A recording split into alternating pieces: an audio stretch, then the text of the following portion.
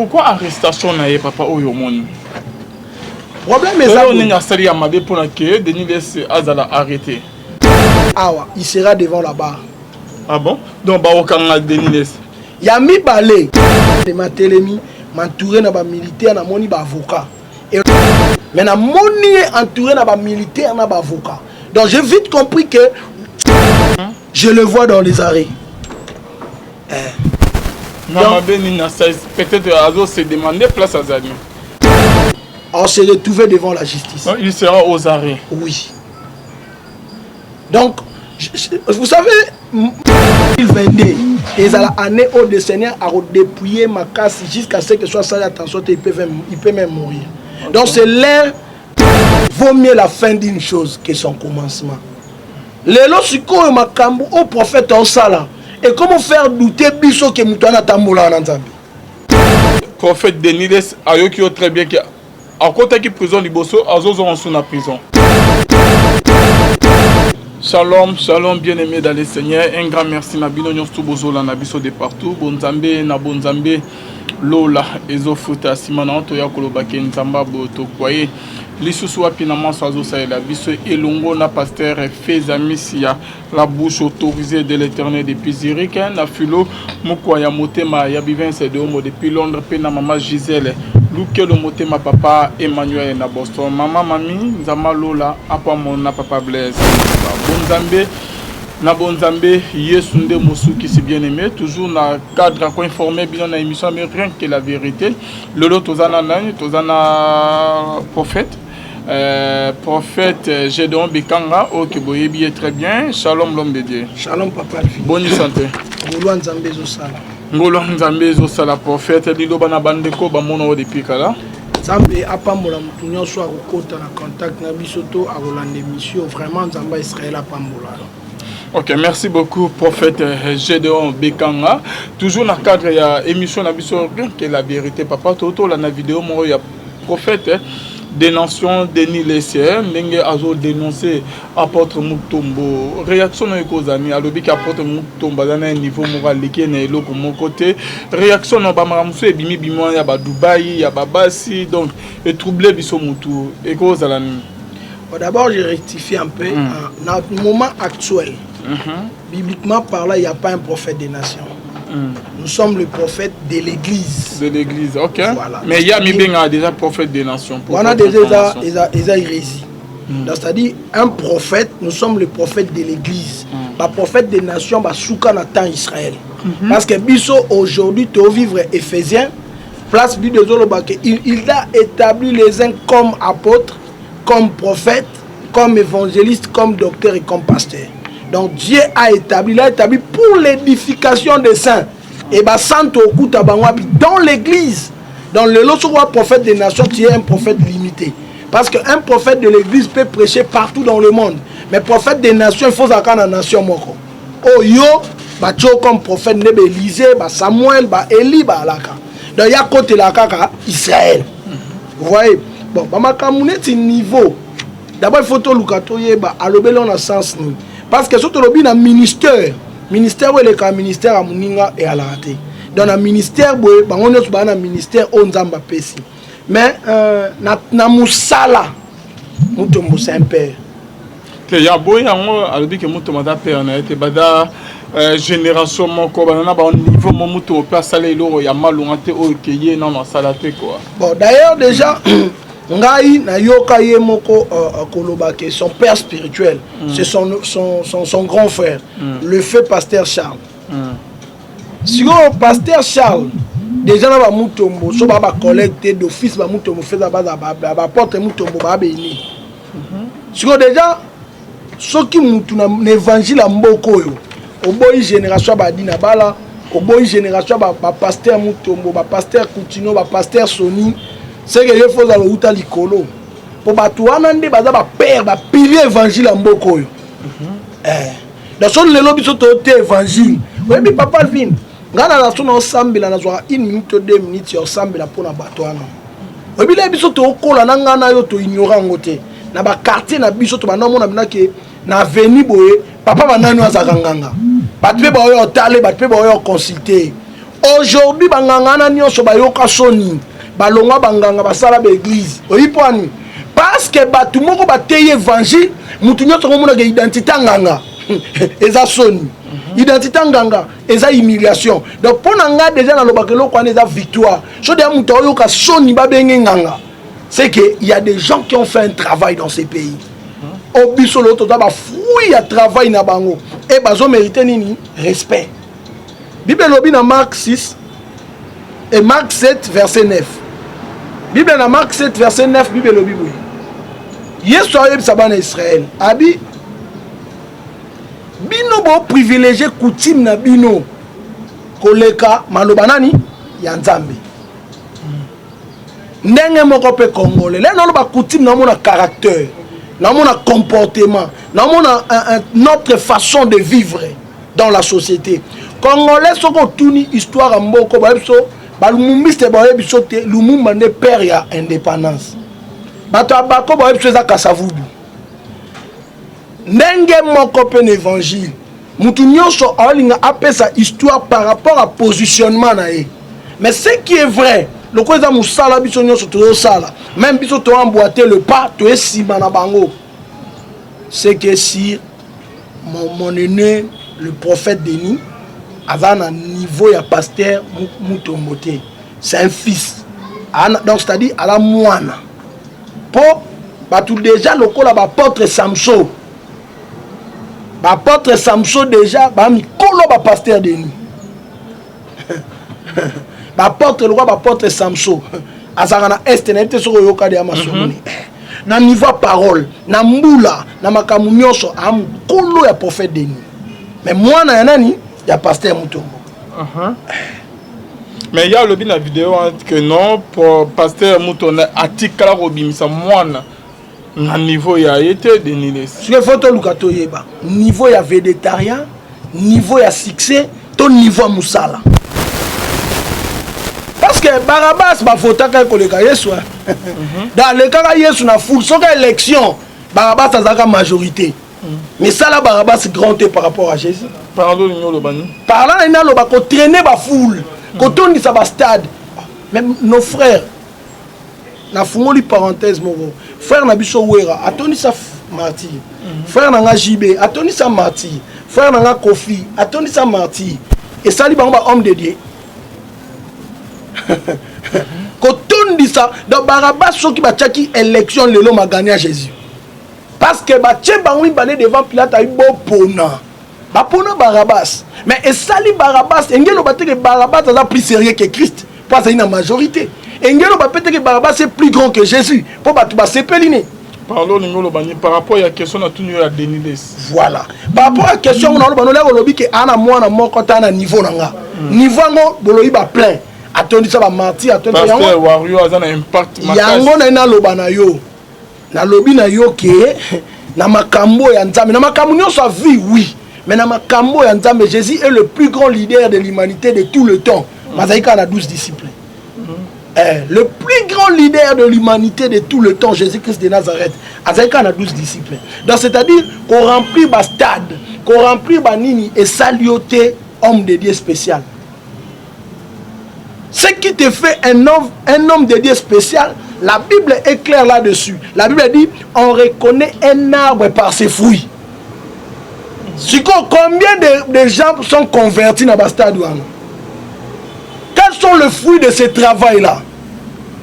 La question est ce qu'il faut que nous nous combien de guérisons vraies, concrètes? Combien de conversions? Combien de combien impact dans la ville? Parce que la Bible dit quand Pierre s'est levé à TI, 5000 hommes sans compter les enfants et les femmes. Oh bayambi évangile à Pierre Basseni. Babongo limité ma. Sur biso yo téléma na mboko oui. Eza calé ba 97, ba 98, ba 99. Est-ce qu'il y a des hommes de Dieu à côté témoigner que je suis le fruit de ces campagnes là? Est-ce qu'il y a des gens qui ont témoigné que Ngana c'est na bongo la monté na campagne telle to Y? Non, il ne faut pas blaguer. Il y a des gens au basali musala na mboko.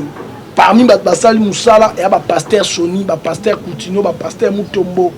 Maman Langui, Pasteur Barouti, tous ces gens-là, le fait Papa Mbie, Basal Moussala. Oui, mais on a landing vidéo, on a peine qui passe. Là, on comprend déjà que notre frère Mbie, nous tombons Robin moi vraiment. On a dit que donc c'est-à-dire donc c'est-à-dire sacré Zokoufa. Tobo massacré. Par là, le Timothée, mon fils que j'ai engendré dans la foi. Mais la Bible est claire là-dessus. Est-ce que Paul a coûté à Timothée Sambela déjà?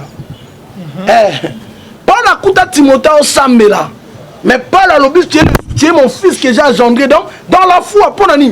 Paul m'a joué à lancer dans Mishabatu. Paul m'a témoigné. Paul m'a. Papa. Mbiye. Aza déjà frère par mon papa. Abongola motema. Mais ayant empêché te kazala moi na ba pasteur Sony, azala moi na ba pasteur Mutombo, mbiye de notre génération. Ce qu'on a eu boye, mon la pasteur Mutombo lobake, je suis ton père na boya. Parce que réaction par rapport à la dénonciation de Denis de Sazo Sala. Aux pasteurs, aux collègues naye, et là on est no ko papa.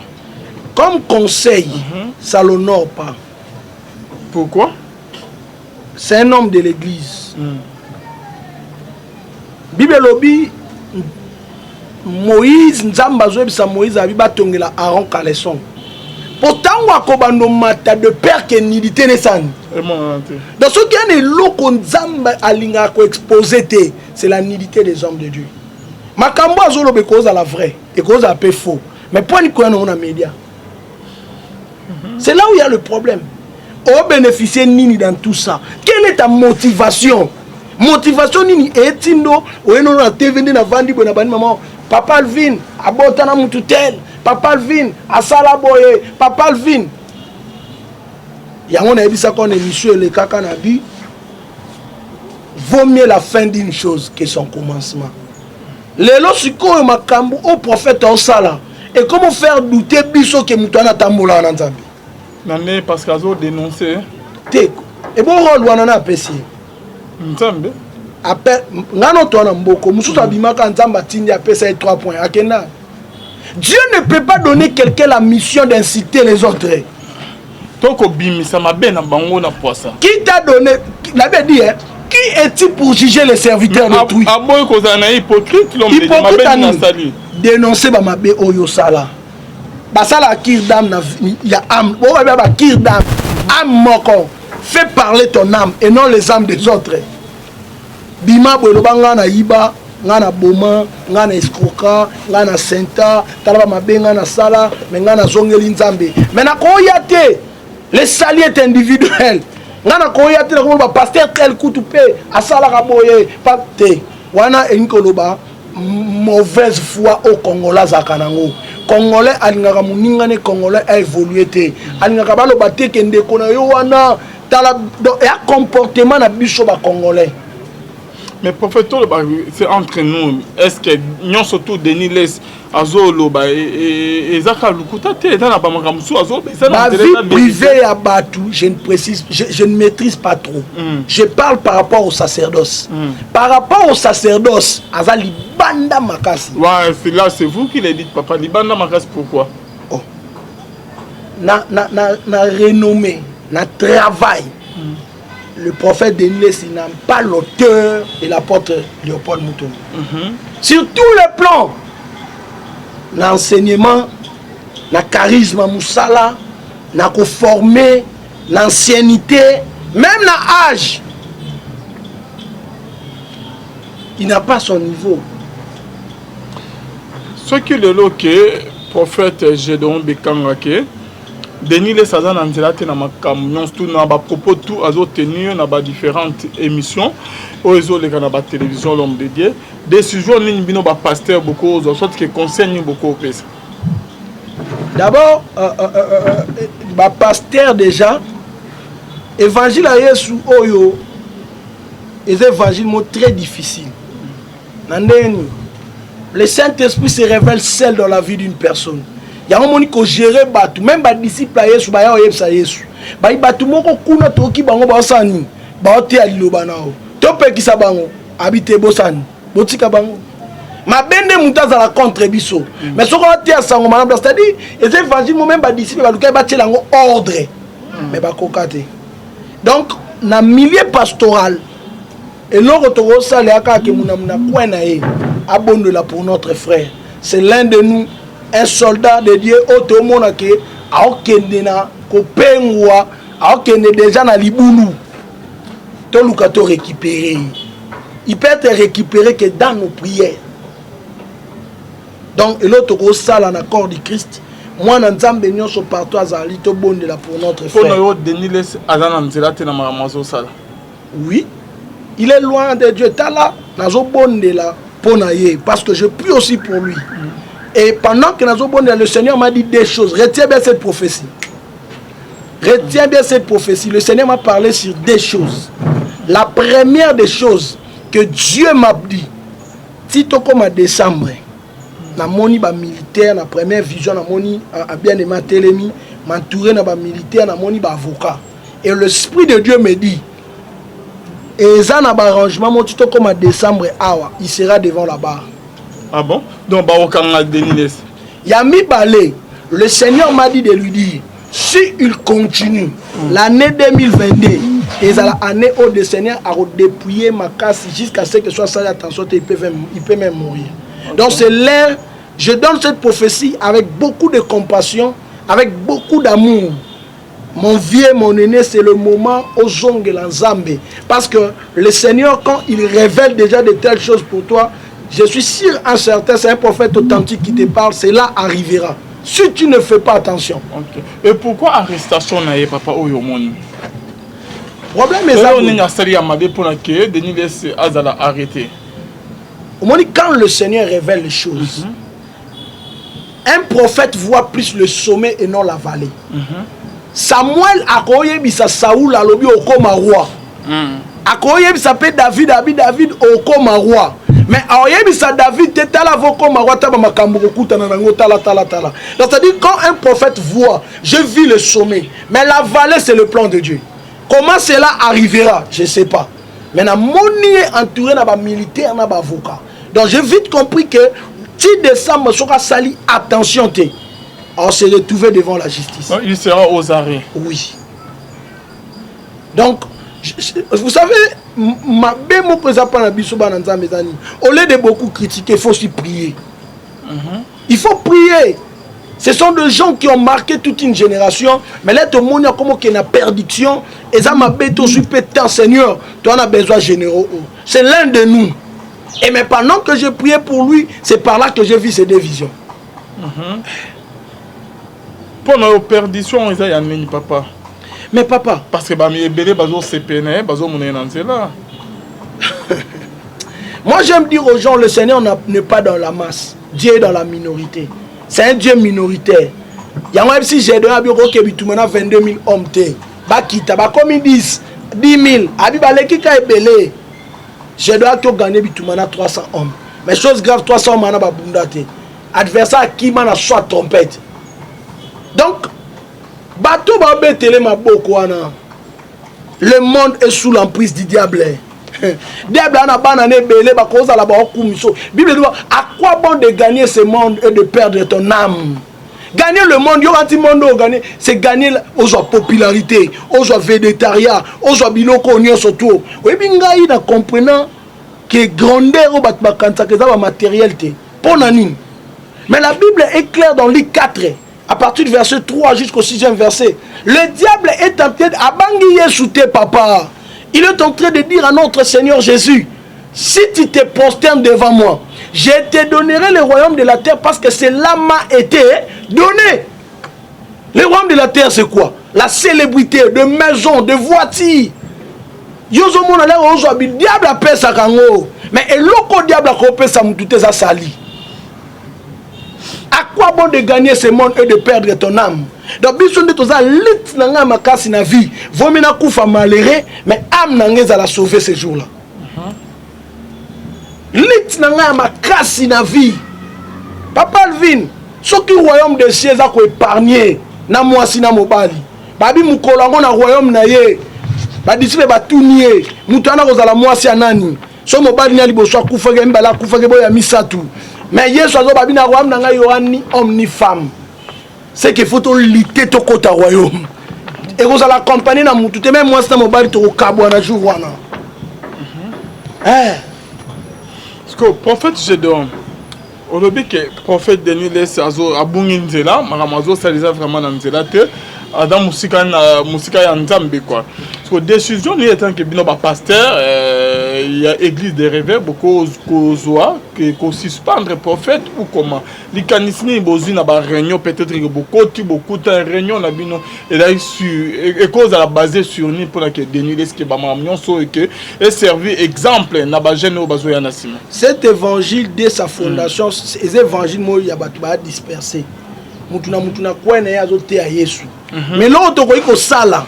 ezaka ko bondela nzambe nzamba sala prophète na biso ngolu parce que sanction nyonso auto ko télémiser la prophète il ne sera pas d'accord avec nous sanction nyonso to koloba prophète a ondima te eloko nyonso to koloba prophète a télémela biso mais eloko ya bien to ko sala ezaka ke de beaucoup prier pour lui nzamba sala grâce donc prière na ngai papa ezali ke nzambe asala mosakoli na ye grâce azonga na bon chemin azonga na bon sens donc eloko tozo sala tozo bondela nzambe que le Seigneur lui fasse grâce donc c'est-à-dire nayebi ke akolinga muta suspendre été akolinga muta zalo dessiner été akolinga muta gérer été lokola déjà zabongo tout ce qu'on peut faire ezaka to prier nzambo a gérer kamitema asima motema donc bako peut suspendre été non on suspendre mais l'église de réveil c'est ba plateforme mais ali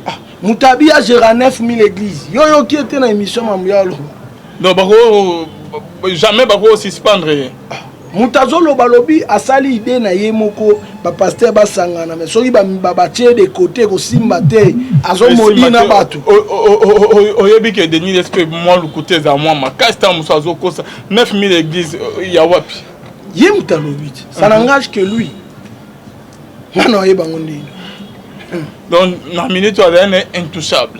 Maintenant, église de réveil, biso toza allié à RSC. Biso to travailler na RSC. Yazaka na RSC. Mais ba père OK bazo. Mais ba père ngwana yo moko tuninga ya lo baba niveau moko. Siko mutabongo yo kana. Ai ba niveau moko. Ça va, merci beaucoup prophète Gédéon Bekanga. Olobi qui est prophète Denis ayoki très bien qui à côté qui prison liboso azozo en sous la prison. La prophétie vient pour éclairer quelqu'un, pour t'aider à se positionner. C'est-à-dire, comme Dieu a parlé, c'est à lui maintenant de chercher comment se positionner, de peur que cela puisse s'accomplir. Je le vois clair devant lui. Ce que ça attention avant à nous ici là. Je le vois dans les arrêts. Peut-être Azo s'est demandé place à Zani. Oui, le prophète voit que le sommet et non la vallée. La vallée, c'est dans le plan de Dieu. Merci beaucoup, prophète Gédéon Bekanga. Toujours dans le cadre de l'émission, rien que la vérité. Ce qui concerne que au cours de cette minute, ce qui a vu opportunité, il y a pour la Noko et Bisen. Conseil na groupe, c'est un homme de sacrifice, c'est un homme de prière. Pour y avoir des tokos, tout le monde a la TV. Et là, on a vu ça grand homme, l'homme. Bimano na milia ba YouTube. Ah bon? Cache-toi, seul avec Dieu. La Bible dit il y avait des moments où en Israël le prophétie aussi devient rare. Il y a des moments où l'Israël prophétie comment qui rare. Prophète amutabima pas maté. Quand un prophète sort, c'est pour annoncer la parole de Dieu. C'est pour annoncer un message. C'est pour annoncer un incendie. Yangomonim Samuel l'endamba bane fa kenanda kwa Isaïe ko wengem tabi soki Saoul amoninga na kolobanini. Donc parce que ayebi ke nena bimi boye sangwe comme un petit roi que prophète aseni abimi na peuple. Yango nga na ko conseiller de se cacher, de se retirer. Ami bomba nanu allons trop na visibilité oh, il s'expose pour rien dans beaucoup de choses. Vaut mieux à se retirer à Lukanzambe Nzamba na masolo sika obetele pour continuer chemin. Le chemin est encore long. Est-ce que nous surtout prophète Denis de Sazor bezara lokuta pona yo? Lokuta te d'abord le cadre a utilisé ça cadre bien dit. Le millier qu'il utilise c'est pas un bon millier. De trois qu'il a établi chef. Même dans Israël batuna Moïse. Les Moïuda moko abuni égyptien. Moïse a côté li Moïuda abomi égyptien. Même quand le Moïuda mi balé ba obunda Moïse a ya pekisa. Égyptien Moïuda moko tuni qui t'a établi chef parmi nous. Nani a tchom kondi. Qui l'a établi juge, de condamner, de parler des autres, Kobimsa, nani a établi. Peut-être dans Nzambe, il y a le Nzambe, il y a Yoka Nzambe, non? Koyoka Nzambe et c'est donné à tout le monde, même un intercesseur à Koyoka Nzambe, intercesseur à Koyoka Nzambe, même un païen, même un païen à Koyoka Nzambe. Maman Koyoka Nzambe, écoute, tu as on a minimisé cheval à Bala Masakola. La prophétie est de l'autre côté, par Nzambe, il peut utiliser n'importe qui à n'importe quand. La prophétie comme ça tout grand et ça donc ba repé ça on a muyibi mutayiba ka Nzambe va permettre à monaka. Nzambe a ça la grâce à qui il veut. So ka monaka c'est bien. Mais ils ont ça le roi te. Oh nyoso to souffrir oyo. Je profite à dire aux hommes de Dieu, ne te fais pas un serviteur de maman. Nous sommes un serviteur à maman, papa, vin, à nous tourner car tout autour yambongo. Il faut faire trop attention dans les prophéties. Quand Dieu te prévient, je vois des émissions comment l'Enik éthiopienne a mis Tungisa. Et s'il n'a noté, le Seigneur va, je t'avais dit qu'il va l'humilier et le dépouiller. Il y a un travail que Dieu a commencé dans sa vie. Qui? Ah, Enik éthiopienne. Enik éthiopienne dans la Bible, c'est quelqu'un qui. C'est une femme. Moi, si Oyo, azotan la Bible, mais azoye ba makambo il a fallu Philippe Aya pour expliquer habiter. Philippe. Mais Philippe, ce sont les gens qui sont bornés dans les Écritures. Oh, bah, vendis les Écritures. Est-ce qu'on a vendis ces Écritures? Ah, Enik éthiopienne. Oh, il y a un prophète.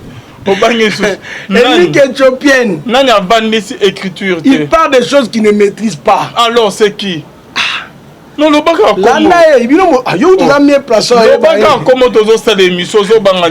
Enik éthiopienne. Bato ba yeli biso makambo évangile ole tokena na ba débat tokena na ba partage ba ba yela biso ba soda pour protéger cop na bango maman pour protéger. Or la Bible dit dans 1 Corinthiens 6 il dit parmi vous il y a pas de juges, il y a pas des hommes sages. Lorsqu'il y a un problème bon que nous monde na bango ba trancher les bino pour na ni bon que na ba tribunaux parce que Enik éthiopienne ba raison na bango na pour mona ke ba ana Kinshasa ba na ba église té église Enik éthiopienne arabe. À part quand ma cambo a maîtrisé, on y perroquet sur le binet, papa, akangi papa, m'a habité papa l'axini. Je t'avais prophétisé en awa pana. Dieu va humilier ses frères. Non, silité. Parce que dans la suite du temps, nous avons même des vidéos, nous avons des messages, nous avons des audios, partout dans le monde. Retiens ça. Enik éthiopienne. Mes frères, on est nan. Azan Bengeni. Enik éthiopienne. Ok, voilà. Bande bazo comprendre mon seul entend ma banga raté.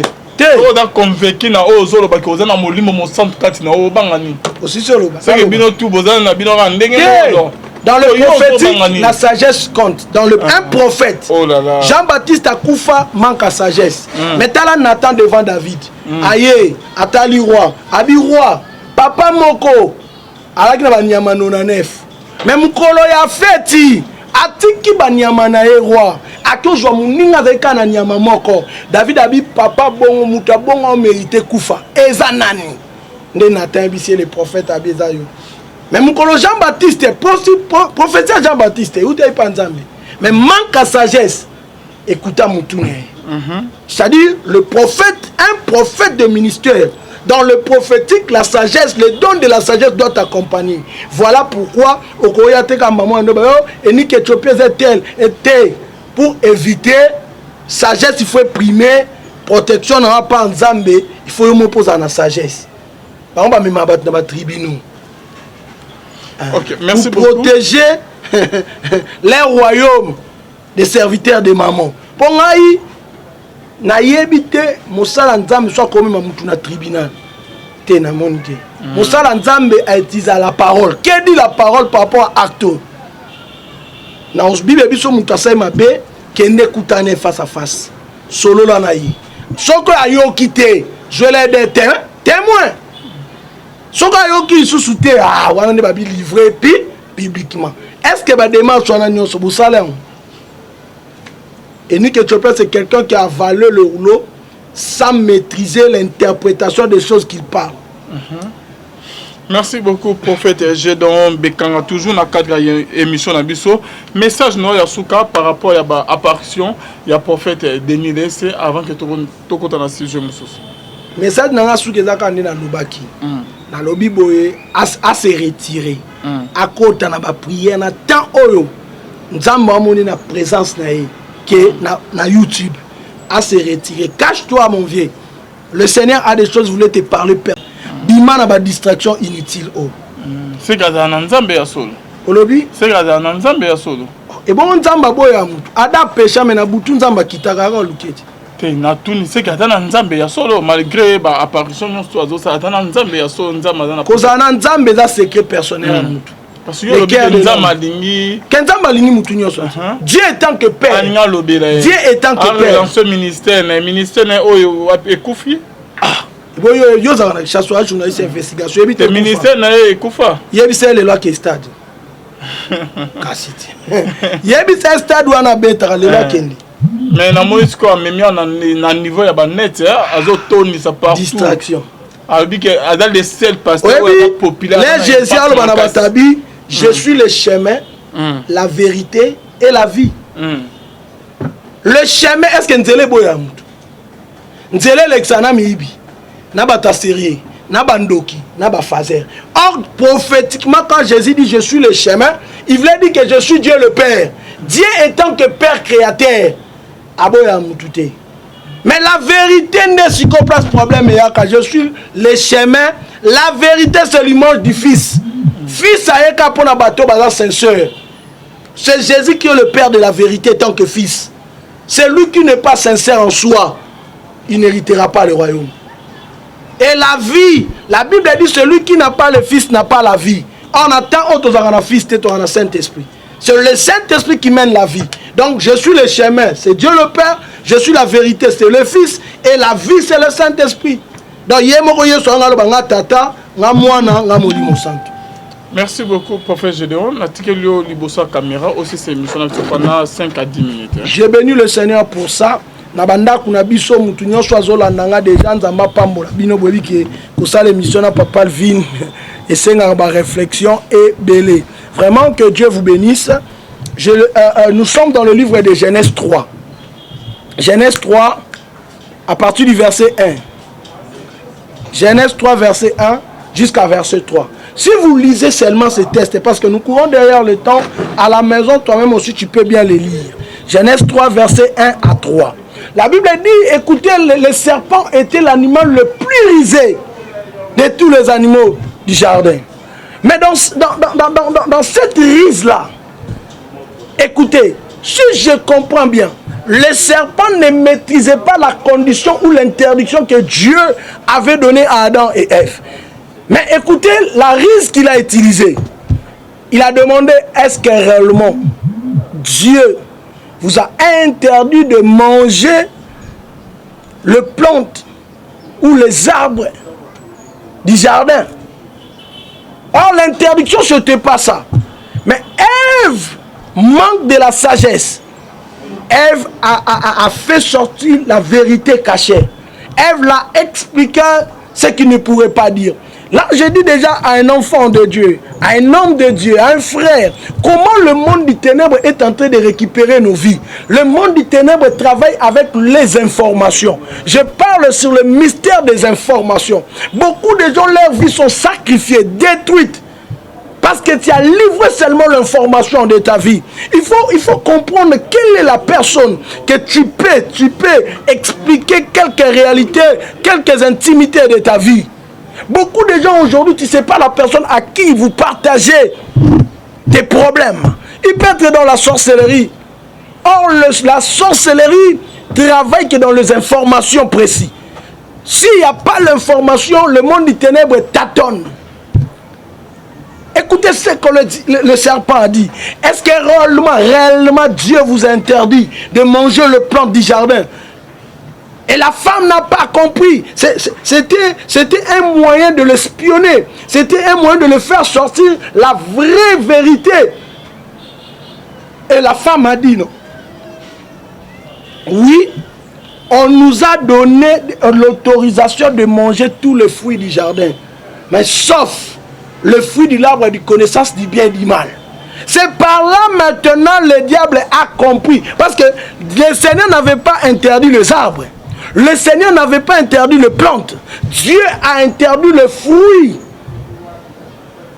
Mais comme il était le plus risé, il cherchait à comprendre. J'ai dit à quelqu'un, le diable était comment, mais il ne connaît pas ta vie. Il cherche des informations. Il est en train de t'espionner. Voilà pourquoi il faut bien veiller sur ton entourage. Il faut assainir ton entourage. C'est-à-dire beaucoup d'échecs. Beaucoup de gens ont échoué à cause de nos entourages. Assainis ton entourage. Veillez sur ton entourage. Quels sont les gens qui t'entourent? Parce que le monde des ténèbres travaille avec les informations. Tu sais pourquoi Hérode n'avait pas la capacité de tuer notre Seigneur Jésus? Parce que les mages ont caché l'information. La Bible dit, après avoir recevoir le mage, qu'est-ce qu'il a dit?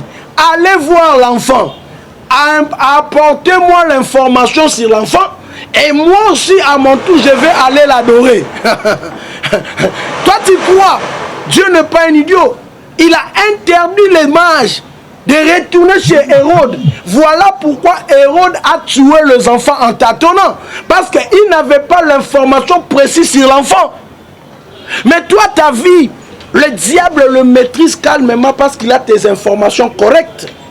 Voilà pourquoi le monde du ténèbre, quand il voulait gérer ta vie, quand il voulait gérer tes affaires, il t'envoiera les travailleurs sorciers. Il peut détruire ton propre enfant. Parce qu'il a besoin des informations précises. Le spirituel ne fonctionne jamais sans information. On peut travailler que là où il y a des informations précises. Donc le diable travaille la rise. Il faut faire trop attention. Quand quelqu'un, il y a des gens, il peut te provoquer que vous puissiez discuter. Et mais tout ce qu'il est en train de t'inciter là, c'est le mensonge. Maintenant, toi, tu voulais le montrer de quoi tu es capable. Tu commences à exposer ta vie pour lui dire tout simplement, écoutez, je ne suis pas de ton niveau. Moi, je travaille telle place. Moi, je fais de telles études. Mon mari est... Or, ils ont provoqué cette circonstance seulement pour acquérir des informations dans ta vie. Il y a des gens, quand le Seigneur ne te convainc, inutile de discuter même avec eux. Quand tu le regardes comme ça, tu le surpasses, tu le surmontes pour cacher tes informations. Tout celui qui gère bien sa vie, c'est difficile de le vaincre. On ne peut jamais vaincre quelqu'un que tu ne maîtrises pas. Le diable n'avait pas la précision. Il a questionné Ève. C'est à Ève d'exposer leur interdiction, leur secret intérieur. Donc il avait aussi le moyen de dire que non, je ne sais pas. Ou soit il n'y a pas l'interdiction. Parce que quelqu'un est venu sans précision. Est-ce que le Seigneur réellement, c'est le français, non? Réellement. Est-ce que le Seigneur réellement vous a interdit? Réellement. Or, il avait seulement besoin de l'information. Il a fabriqué une question. Il a fabriqué un chemin pour atteindre son objectif. Il faut être très prudent dans les informations. Beaucoup de gens, leurs vies sont détruites à cause des informations. Bien aimé, le diable t'a espionné, ta vie est en danger. Parce qu'il y a des informations que toi-même, tu as livrées. Protège ta vie. Contrôle tout celui qui est dans ton entourage, spirituellement. Comment quelqu'un peut annoncer son arrivée à Kinshasa? Dans 2 semaines, je serai à Kinshasa. Tu as préparé l'hôtel, tu as préparé ton logement, tu as arrangé les habits que tu vas porter, mais spirituellement, tu n'as pas préparé ton séjour, mais tu as livré l'information. Toi, tu crois que le diable et les sorciers sont tes amis. Voilà pourquoi il y a beaucoup de gens qui viennent de l'Europe, de l'Afrique, partout. Quand ils viennent comme ça, la mort le surprend. Empoisonné, mbassou, mourir. Pourquoi? Parce qu'il y a des informations. Quand tu livres tes informations, tu es en train d'armer tes adversaires. La Bible dit, la nature elle-même ne vous enseigne-t-elle pas? Même dans le droit, quand vous êtes dans le tribunal, devant les juges, il y a des informations qu'on garde. Tu peux les livrer seulement devant les juges. On ne peut pas armer l'adversaire avant le procès. Quand tu donnes tes informations, bien aimé, je demande là où tu es, que la sagesse puisse primer dans ta vie. Ta vie est espionnée, ta vie est en train d'être gérée, contrôlée par rapport aux informations que toi-même tu as livrées. Cache tes informations. Il y a des choses qui peuvent être personnelles seulement entre toi et Dieu. Toi, tu crois l'enfant comme Isaac.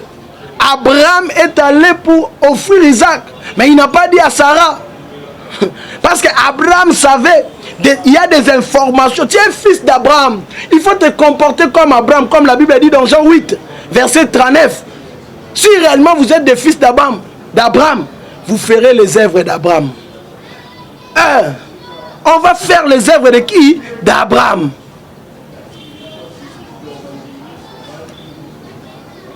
Bien-aimé dans le Seigneur, il y a des choses qu'on ne livre pas. Il y a des choses qu'on n'expose pas. Il y a des choses que toi-même tu dois protéger. Qui peut protéger toi, ta vie, tes descendants et ton étoile. Tu peux protéger ton... Beaucoup de gens ont perdu le mari, ont perdu les femmes, ont perdu beaucoup de choses dans leur destinée à cause des informations. Il faut être très, très, très prudent dans les informations que tu es en train de livrer. Je t'en supplie au nom de Jésus. Quelles sont les informations que tu as libérées pour ta vie et aujourd'hui ta vie est en débandade?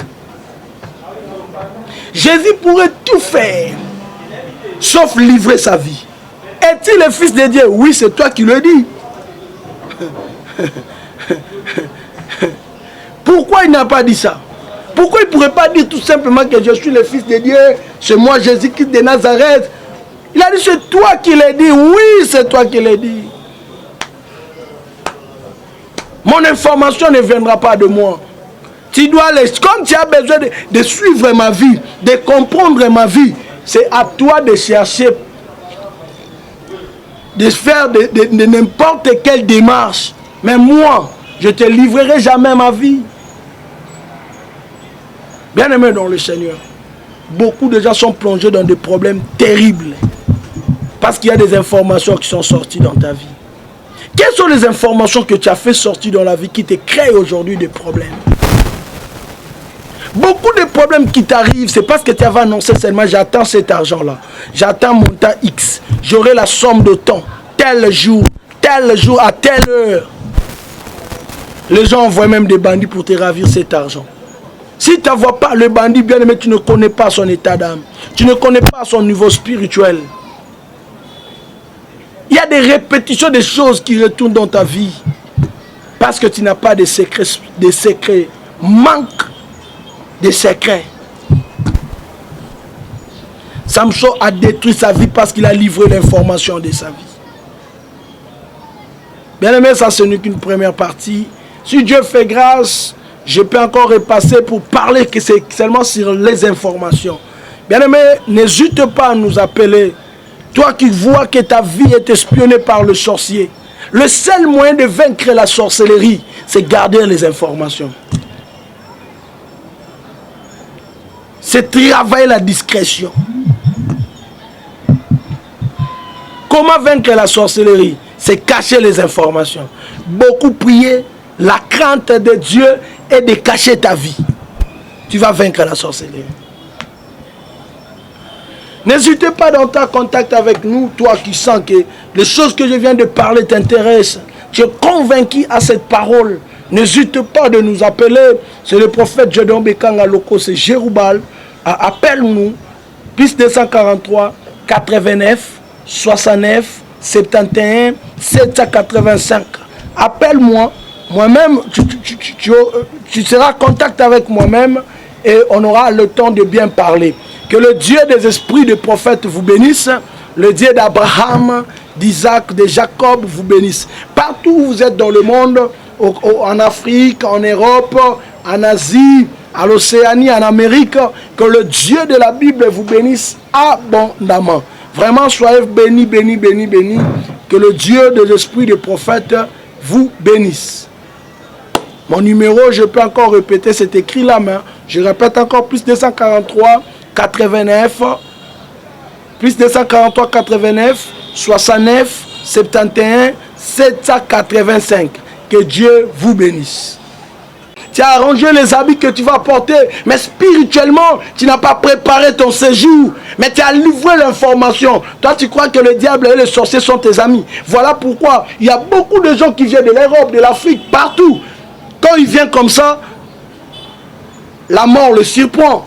Empoisonné, mbassou, mourir. Pourquoi? Parce qu'il y a des informations. Quand tu livres tes informations, tu es en train d'armer tes adversaires. La Bible dit, la nature elle-même ne vous enseigne-t-elle pas?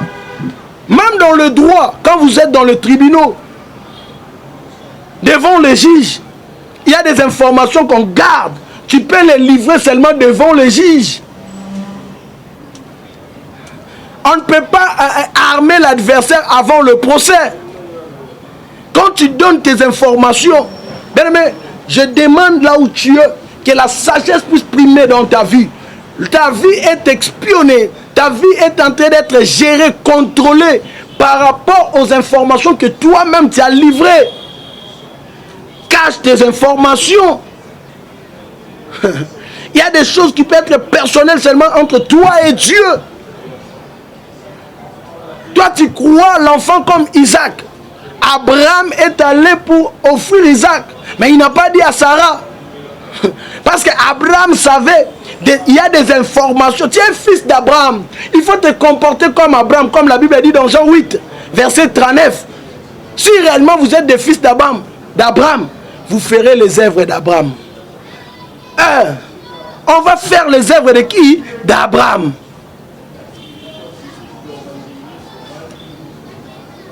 Bien-aimé dans le Seigneur, il y a des choses qu'on ne livre pas. Il y a des choses qu'on n'expose pas.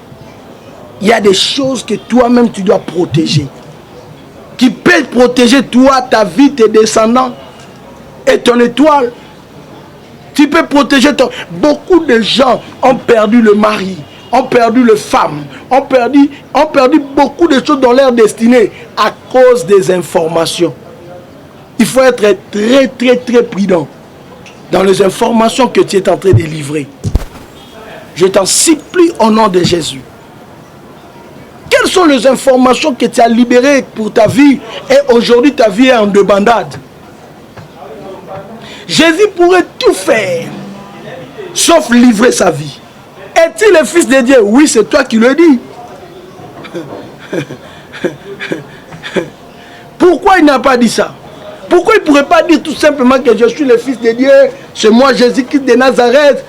Il a dit c'est toi qui l'as dit. Oui, c'est toi qui l'as dit. Mon information ne viendra pas de moi. Tu dois comme tu as besoin de suivre ma vie, de comprendre ma vie, c'est à toi de chercher, de faire de n'importe quelle démarche. Mais moi, je ne te livrerai jamais ma vie. Bien-aimé dans le Seigneur, beaucoup de gens sont plongés dans des problèmes terribles parce qu'il y a des informations qui sont sorties dans ta vie. Quelles sont les informations que tu as fait sortir dans la vie qui te créent aujourd'hui des problèmes?